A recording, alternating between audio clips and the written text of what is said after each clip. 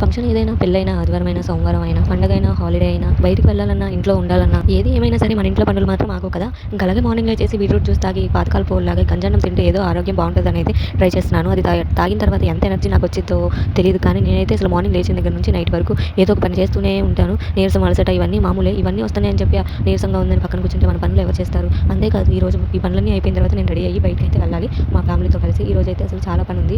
2 బకెట్లు బట్టలు అయితే ఉతికేసాను అనమాట. మార్నింగ్ 5 o'clock స్టార్ట్ చేస్తే 6:30కి AM అయితే ఈ పని అంతా అయిపోయిందనమాట. ఈ పని అంతా పూర్తి చేసిన వాళ్ళకి పుట్టెంటుకలు తీపిద్దామని అయితే వెళ్దామని అయితే రెడీ అయ్యామన్నమాట. రెడీ అవుతున్నంతసేపు, అలాగే వెళ్తున్నంతసేపు ఒకటే భయం. అసలు ఉంటుందా, కూర్చుంటుందా, కట్ చేయించుకుంటుందా, నీట్గా చేయించుకుంటుందా, లేకపోతే ఎక్కడ స్కిన్ కట్ అయిద్దో, ఎన్నిసార్లు కట్ అవుద్దో అని చెప్పి చాలా టెన్షన్ పడ్డామన్నమాట. ఎలా అయితేనే దానికి ఫోన్ ఇచ్చి ఆ ఫోన్లో సాంగ్స్ పెట్టి ఎలాగోలా చాలా వరకు మేనేజ్ చేసాం అనమాట. లాస్ట్ చివరి ఫ్రంట్ మాత్రం ఆ చివరికి వచ్చేసరికి మాత్రం ఏడ్చింది. ఫస్ట్ అంతా బాగానే కూర్చుంది. అసలు మేము ఇంత కూడా ఎక్స్పెక్ట్ చేయలేదన్నమాట. లాస్ట్లో కొంచెం అంటే కొంచెం కట్ అయింది. హెడ్ మిగతా పిల్లలతో పోల్చుకుంటే మా జున్నుతల్లి అయితే కొంచెం బెటర్ అనిపించింది. ఆ పక్కన ఉన్న పిల్లలు, ఇంకా చిన్న పిల్లలు, ఫస్ట్ టైం పుట్టింటికి తీపించుకోవడానికి వచ్చిన పిల్లల్ని చూస్తే మాత్రం చాలా బెస్ట్ అనిపించింది. ఎందుకంటే వాళ్ళు స్టార్టింగ్లోనే ఏడుపు మొదలు పెట్టారనమాట. మా జున్నుతల్లి అయితే ఇలా లాస్ట్కి వచ్చేసరికి ఏడ్చిందనమాట. ఆ ఏడుపుని కవర్ చేయడానికి ఇలా పాలిస్తూ, అలాగే ఫోన్ ఇస్తూ ఎలాగోలా కవర్ చేసి పుట్టింటికి అయితే తీపించేసామన్నమాట.